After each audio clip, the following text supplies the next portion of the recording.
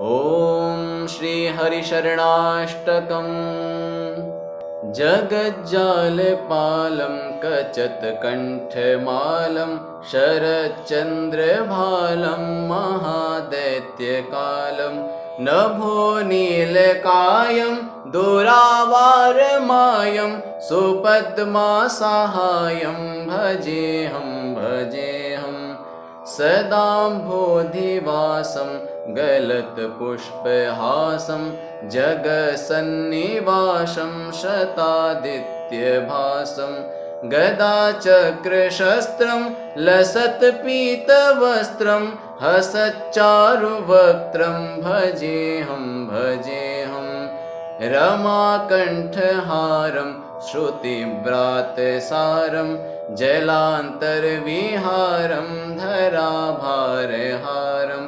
सदानन्दरूपं मनोज्ञस्वरूपं धृतानेकरूपं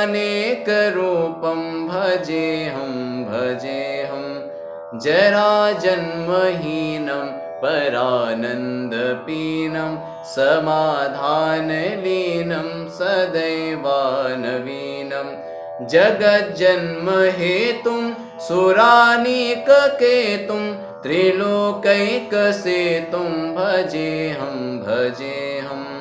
कृताम्नाय गानं खगाधीशयानं विमुक्तेर्निदानं हरारातिमानं स्वभक्तानुकूलं जगद्वृक्षमूलं निरस्तार्थशूलं भजेऽहं समस्तामरेशं द्विरेफाभकेशं जगद्बिम्बलेशं हृदाकाशदेशं सदा दिव्यदेहं विमुक्ताखिलेहं सुवैकुण्ठगेहं भजेऽहं सुरालीबलिष्ठं त्रिलोकीवरिष्ठं गुरूणां स्वरूपैकनिष्ठं सदैवं सदा युद्धधीरं महावीरधीरं भवाम्भोधिधीरं भजेऽहं रमावामभागं तलानग्ननागं कृताधीनयागं गतारागरागं मुनीन्द्रैः सुगीतं सुरैः सम्परीतं गुणौघैरतीतं भजेऽहं इदं यस्तु नित्यं समाधाय चित्तं पठेदष्टकं कष्टहारं मुरारेः स विष्णोर्विशोकं ध्रुवं याति लोकं जराजन्मशोकं पुनर्वन्दी जगज्जालपालं कचत्कण्ठमालं शरच्चन्द्रभालं महादैत्यकालं नभोनीलकायं दुरावारमायं सुपद्मासाहाय्यं भजेऽहं सदाम्भोधिवासं गलत्पुष्पहासं जगसन्निवासं शतादित्यभासं गदाचक्रशस्त्रं लसत्पीतवस्त्रं हसच्चारुवक्त्रं भजेऽहं रमाकण्ठहारं श्रुतिव्रातसारं जलान्तर्विहारं धराभारहारं सदानन्दरूपं मनोज्ञस्वरूपं धृतानेकरूपं भजेऽहं जराजन्महीनं परानन्दपीनं समाधानलीनं सदैवानवीनं जगज्जन्महेतुं सुरानीककेतुं त्रिलोकैकसेतुं भजेऽहं कृताम्नाय गानं खगाधीशयानं विमुक्तेर्निदानं हरारातिमानं स्वभक्तानुकूलं जगद्वृक्षमूलं निरस्तार्थशूलं भजेऽहं समस्तामरेशं द्विरेफाभकेशं जगद्बिम्बलेशं हृदाकाशदेशं सदा दिव्यदेहं विमुक्ताखिलेहं सुवैकुण्ठगेहं भजेऽहं भज सुरालीबलिष्ठं त्रिलोकीवरिष्ठं गुरूणां स्वरूपैकनिष्ठं सदैवं सदा युद्धधीरं महावीरधीरं भवाम्भोधिधीरं भजेऽहं भजेऽहं रमावामभागं तलानग्ननागं कृताधीनयागं गतारागरागं मुनीन्द्रैः सुगीतं सुरैः सम्परीतं गुणौघैरतीतं भजेऽहं भजेऽहम् इदं यस्तु नित्यं समाधाय चित्तं पठेदष्टकं कष्टहारं मुरारेः स विष्णोर्विशोकं ध्रुवं याति लोकं जराजन्मशोकं पुनर्वन्ति जगज्जालपालं कचत्कण्ठमालं शरच्चन्द्रभालं महादैत्यकालं नभोनीलकायं दुरावारमायं सुपद्मासाहाय्यं भजेऽहं भजेऽहं सदाम्भोधिवासं गलत्पुष्पहासं जगसन्निवासं शतादित्यभासं गदाचक्रशस्त्रं लसत्पीतवस्त्रं हसच्चारुवक्त्रं भजेऽहं भजेऽहं रमाकण्ठहारं श्रुतिव्रातसारं जलान्तर्विहारं धराभारहारं सदानन्दरूपं मनोज्ञस्वरूपं धृतानेकरूपं भजेऽहं भजेऽहं जराजन्महीनं परानन्दपीनं समाधानलीनं सदैवानवीनं जगज्जन्महेतुं सुरानीककेतुं त्रिलोकैकसेतुं भजेऽहं भजेऽहं कृताम्नाय गानं खगाधीशयानं विमुक्तेर्निदानं हरारातिमानं स्वभक्तानुकूलं जगद्वृक्षमूलं निरस्तार्थशूलं भजेऽहं भजेऽहं समस्तामरेशं द्विरेफाभकेशं जगद्बिम्बलेशं हृदाकाशदेशं सदा दिव्यदेहं विमुक्ताखिलेऽहं सुवैकुण्ठगेहं भजेऽहं भज सुरालीबलिष्ठं त्रिलोकीवरिष्ठं गुरूणां स्वरूपैकनिष्ठं सदैवं सदा युद्धधीरं महावीरधीरं भवाम्भोधिधीरं भजेऽहं भजेऽहं रमावामभागं तलानग्ननागं कृताधीनयागं गतारागरागं मुनीन्द्रैः सुगीतं सुरैः सम्परीतं गुणौघैरतीतं भजेऽहं भजेऽहम् इदं यस्तु नित्यं समाधाय चित्तं पठेदष्टकं कष्टहारं मुरारेः स विष्णोर्विशोकं ध्रुवं याति लोकं जराजन्मशोकं पुनर्वन्ति जगज्जालपालं कचत्कण्ठमालं शरच्चन्द्रभालं महादैत्यकालं नभोनीलकायं दुरावारमायं सुपद्मासाहाय्यं भजेऽहं भजेऽहं सदाम्भोधिवासं गलत्पुष्पहासं जगसन्निवासं शतादित्यभासं गदाचक्रशस्त्रं लसत्पीतवस्त्रं हसच्चारुवक्त्रं भजेऽहं भजेऽहं रमाकण्ठहारं श्रुतिव्रातसारं जलान्तर्विहारं धराभारहारं सदानन्दरूपं मनोज्ञस्वरूपं धृतानेकरूपं भजेऽहं भजेऽहं जराजन्महीनं परानन्दपीनं समाधानलीनं सदैवानवीनं जगज्जन्महेतुं सुरानीककेतुं त्रिलोकैकसेतुं भजेऽहं भजेऽहं कृताम्नाय गानं खगाधीशयानं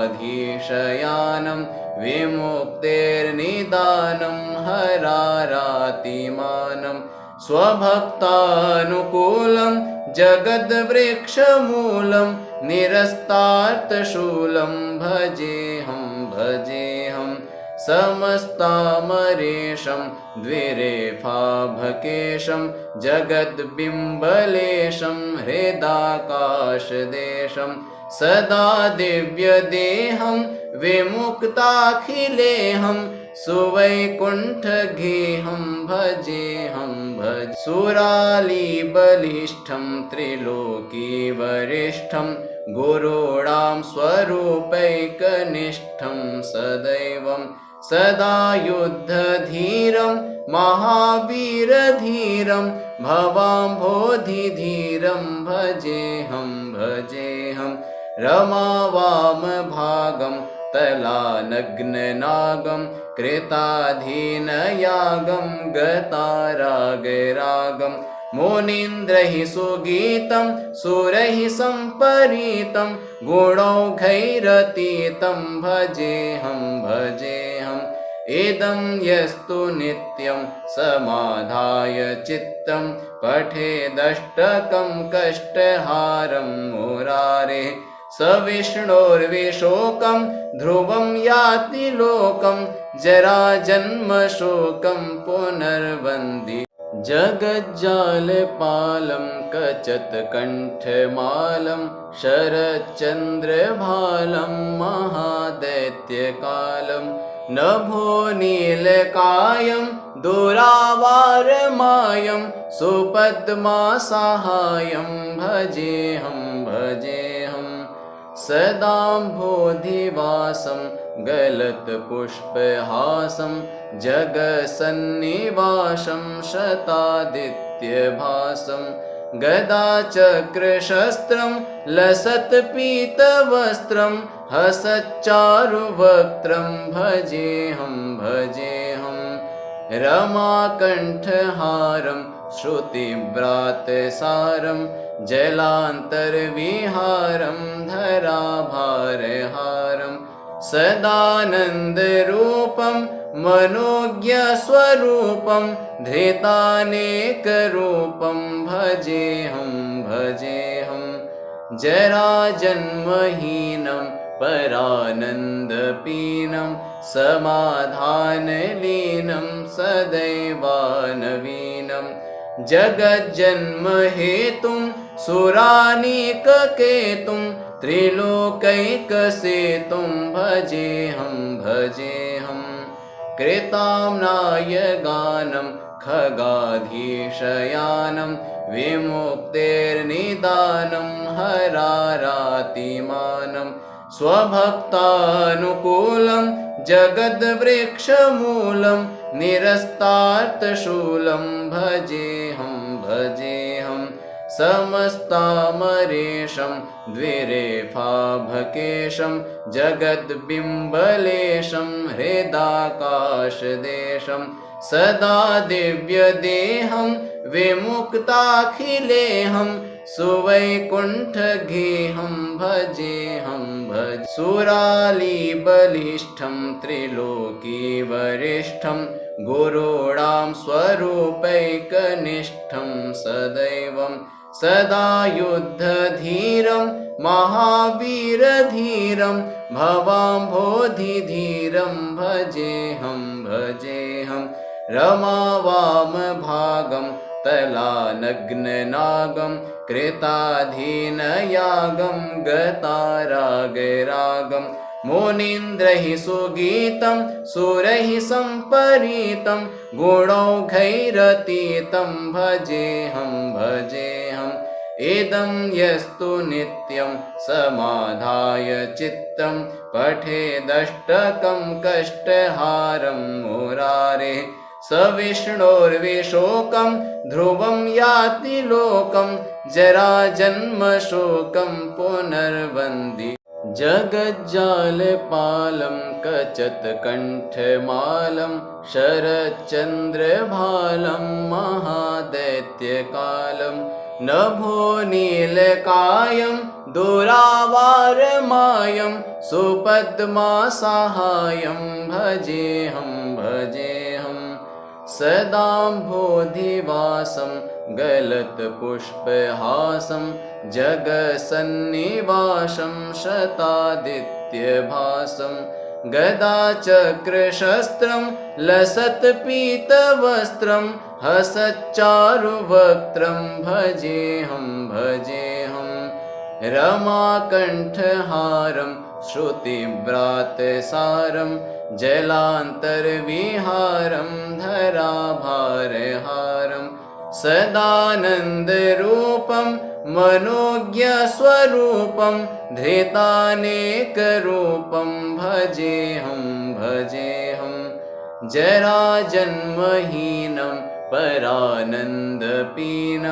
समाधानलीनं सदैवानवीनं जगज्जन्महेतुं सुरानीककेतुं त्रिलोकैकसेतुं भजेऽहं भजेऽहं कृताम्नायगानं खगाधीशयानं विमुक्तेर्निदानं हरारातिमानं स्वभक्तानुकूलं जगद्वृक्षमूलं निरस्तार्थशूलं भजेऽहं भजेऽहं समस्तामरेशं द्विरेफाभकेशं जगद्बिम्बलेशं हृदाकाशदेशं सदा दिव्यदेहं विमुक्ताखिलेऽहं सुवैकुण्ठगेहं भजेऽहं भज सुरालीबलिष्ठं त्रिलोकीवरिष्ठं गुरूणां स्वरूपैकनिष्ठं सदैवं सदा युद्धधीरं महावीरधीरं भवाम्भोधिधीरं भजेऽहं भजेऽहं रमावामभागं तलानग्ननागं कृताधीनयागं गतारागरागं मुनीन्द्रैः सुगीतं सुरैः सम्परीतं गुणौघैरतीतं भजेऽहं भजेऽहम् इदं यस्तु नित्यं समाधाय चित्तं पठेदष्टकं कष्टहारं मुरारेः स विष्णोर्विशोकं ध्रुवं याति लोकं जराजन्मशोकं पुनर्वन्ति जगज्जालपालं कचत्कण्ठमालं शरच्चन्द्रभालं महादैत्यकालं नभो नीलकायं दुरावारमायं सुपद्मासाहायं भजेऽहं भजेऽहं सदाम्भोधिवासं गलत्पुष्पहासं जगसन्निवासं शतादित्यभासं गदाचक्रशस्त्रं लसत्पीतवस्त्रं हसच्चारुवक्त्रं भजेऽहं भजेऽहं रमाकण्ठहारं श्रुतिव्रातसारं जलान्तर्विहारं धराभारहारं सदानन्दरूपं मनोज्ञस्वरूपं धृतानेकरूपं भजेऽहं भजेऽहं जराजन्महीनं परानन्दपीनं समाधानलीनं सदैवानवीनं जगज्जन्महेतुं सुरानीककेतुं त्रिलोकैकसेतुं भजेऽहं कृताम्नाय गानं खगाधीशयानं विमुक्तेर्निदानं हरारातिमानं स्वभक्तानुकूलं जगद्वृक्षमूलं निरस्तार्थशूलं भजेऽहं समस्तामरेशं द्विरेफाभकेशं जगद्बिम्बलेशं हृदाकाशदेशं सदा दिव्यदेहं विमुक्ताखिलेहं सुवैकुण्ठगेहं भजेऽहं सुरालीबलिष्ठं त्रिलोकीवरिष्ठं गुरूणां स्वरूपैकनिष्ठं सदैवं सदा युद्धधीरं महावीरधीरं भवाम्भोधिधीरं भजेऽहं रमावामभागं तलानग्ननागं कृताधीनयागं गतारागरागं मुनीन्द्रैः सुगीतं सुरैः सम्परीतं गुणौघैरतीतं भजेऽहं इदं यस्तु नित्यं समाधाय चित्तं पठेदष्टकं कष्टहारं मुरारेः स विष्णोर्विशोकं ध्रुवं याति लोकं जराजन्मशोकं पुनर्वन्ति जगज्जालपालं कचत्कण्ठमालं शरच्चन्द्रभालं महादैत्यकालं नभोनीलकायं दुरावारमायं सुपद्मासाहायं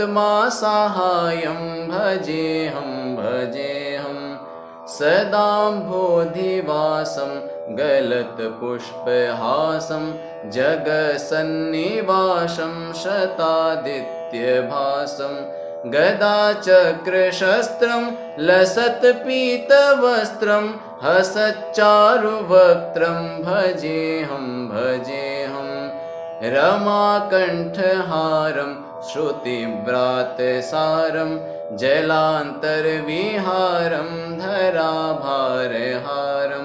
सदानन्दरूपं मनोज्ञस्वरूपं धृतानेकरूपं भजेऽहं जराजन्महीनं परानन्दपीनं समाधानलीनं सदैवानवीनं जगज्जन्महेतुं सुरानीककेतुं त्रिलोकैकसेतुं भजेऽहं कृताम्नाय गानं खगाधीशयानं विमुक्तेर्निदानं हरारातिमानं स्वभक्तानुकूलं जगद्वृक्षमूलं निरस्तार्थशूलं भजेऽहं समस्तामरेशं द्विरेफाभकेशं जगद्बिम्बलेशं हृदाकाशदेशं सदा दिव्यदेहं विमुक्ताखिलेहं सुवैकुण्ठगेहं भजेऽहं सुरालीबलिष्ठं त्रिलोकीवरिष्ठं गुरूणां स्वरूपैकनिष्ठं सदैवं सदा युद्धधीरं महावीरधीरं भवाम्भोधिधीरं भजेऽहं रमावामभागं तलानग्ननागं कृताधीनयागं गतारागरागं मुनीन्द्रैः सुगीतं सुरैः सम्परीतं गुणौघैरतीतं भजेऽहं इदं यस्तु नित्यं समाधाय चित्तं पठेदष्टकं कष्टहारं मुरारेः स विष्णोर्विशोकं ध्रुवं याति लोकं जरा जन्म शोकं पुनर्वन्ति